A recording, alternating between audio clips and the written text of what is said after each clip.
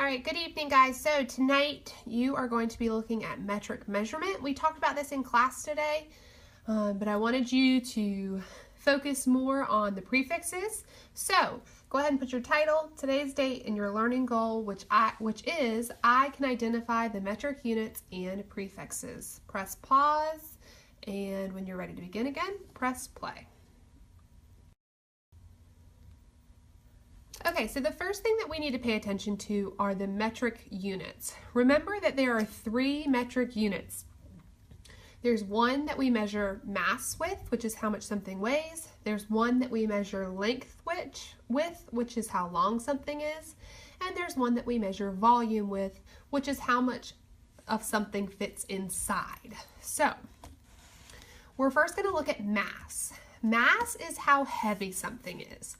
Our unit of measurement is the gram. So anytime we're talking about how much something weighs, we're going to be talking about some type of gram. 1 gram is equal to 1 large paper clip. So we might weigh our pen in grams. We would say our pen weighs about 4 grams. It weighs about the weight of 4 paper clips. Now, would we want to measure something like the weight of an elephant in grams? No, because it would take us a lot of grams to figure out the weight of an elephant in grams. So that is when we start using our prefixes. And we're going to look at those in just a few minutes. But it is important to know that mass, how heavy something is measured in grams. Next, we have length. Length is how long something is, and in the metric units, we use the meter. And 1 meter is equal to the length of a meter stick. And you guys know what a meter stick looks like, so that is the length of 1 meter. The next one is volume. That's how much something fits inside. So you might measure the volume of your water bottle, the volume of a cup, the volume of the inside of your desk. How much of something fits inside. For volume, we use the liter, and 1 liter is equal to half of a 2-liter soda bottle. And you guys know what a 2-liter soda bottle looks like. So it's about half of a 2-liter soda bottle is equal to 1 liter. Go ahead and pause your video and make sure you have all 3 of those down. When you're ready to begin again, press play.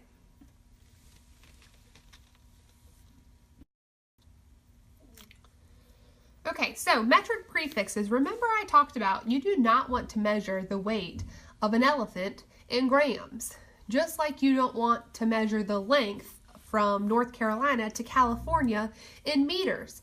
That would just take you forever and ever. So there are these things called metric prefixes, which help us to measure in a way that is either larger than the unit or smaller than the unit.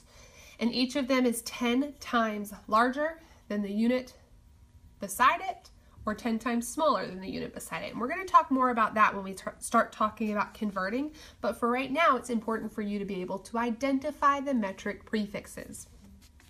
Remember that you can remember the metric prefixes by the saying, King Henry doesn't usually drink chocolate milk. The first letter of each of those words helps us to remember the metric prefixes. King Henry doesn't usually drink chocolate milk. So, the K in King, H in Henry, D in doesn't, U for usually, drink for the D, chocolate, C, milk, M. King Henry doesn't usually drink chocolate milk. The U stands for the unit. Remember that our units are the gram, the meter, and the liter. If you're measuring metric mass, you use the gram. If you're measuring metric length, you use the meter, and metric volume, you use the liter. Now, I don't want to measure the weight of an elephant in grams. It would just take me too long. I need to use a prefix that is larger than grams. So I might use one of these. Let's remember what each of these letters stand for. K stands for kilo. So a kilogram is bigger than a gram. 1 kilogram is much larger than 1 gram. So I might use a kilogram to measure the weight of an elephant. H stands for hecto. Hectogram. And D for decagram. Now, if I need to measure something smaller than a gram, like the weight of one of the hairs on my head, I need to use a unit that is smaller than the gram. So here I have the decigram, the centigram, or the milligram.